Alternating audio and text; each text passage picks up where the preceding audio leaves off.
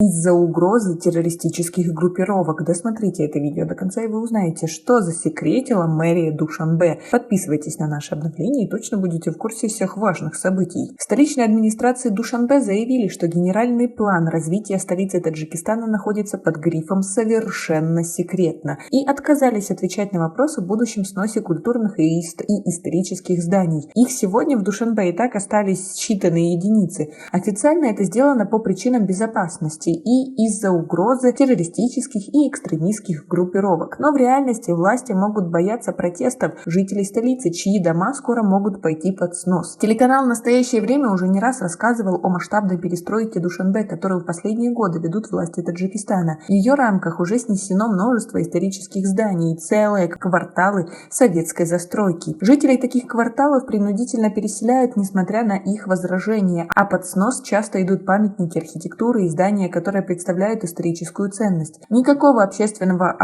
обсуждения такой реновации власти с душанбинцами не ведут, а отстоять за последние 5 лет удалось только одно строение – дом-музей основателя таджикской литературы и современного языка Садриддина Айни. Да и только потому, что на защиту дома великого поэта встала вся без исключения интеллигенция Таджикистана. Политолог Парвиз Молоджанов всю жизнь прожил в доме в центре Душанбе. Там получил квартиру за заслуги перед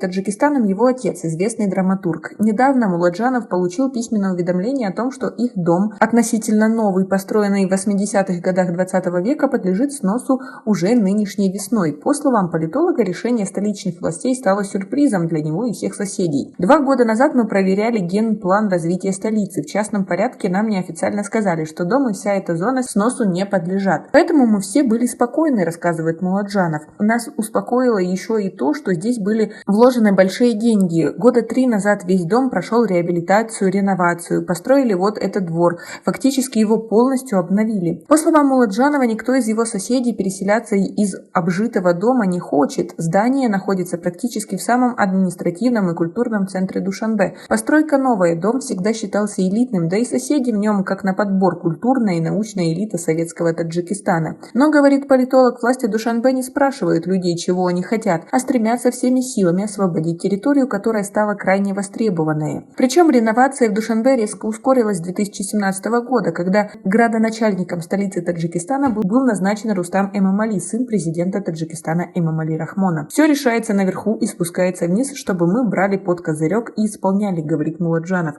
А как вы относитесь к такой ситуации? Как вы думаете, какая реальная причина того, что генплан засекретили? Свое мнение по поводу всего этого напишите нам, пожалуйста, в комментарии. Власти объясняют снос всех старых зданий Душанбе, в том числе исторических и культурных памятников, генпланом застройки города. Но никто из жителей города, кроме самых высокопоставленных чиновников, этот генплан не видел. А в мэрии говорят, что документ засекречен якобы для того, чтобы скрыть все коммуникации и инфраструктуру столицы в интересах безопасности. На вопрос о том, какие культурные памятники в нем указаны под снос, чиновники также не отвечают. Генплан Душанбе находится под грифом секретности. Почему? Потому что это основа нашей безопасности, то есть мы его засекретили из-за угрозы террористических и экстремистских группировок, хорошо знакомых вам, говорит Джамшед Табарзода, первый заместитель мэра Душанбе. Если у вас есть вопросы по генплану и застройке столицы, то мы их примем только в письменном виде. Историк-краевед Гафур Шерматов на это замечает, что инфраструктура и коммуникации Душанбе не менялись с советских времен. Зато на поверхности города сейчас активно идет точечная застройка, и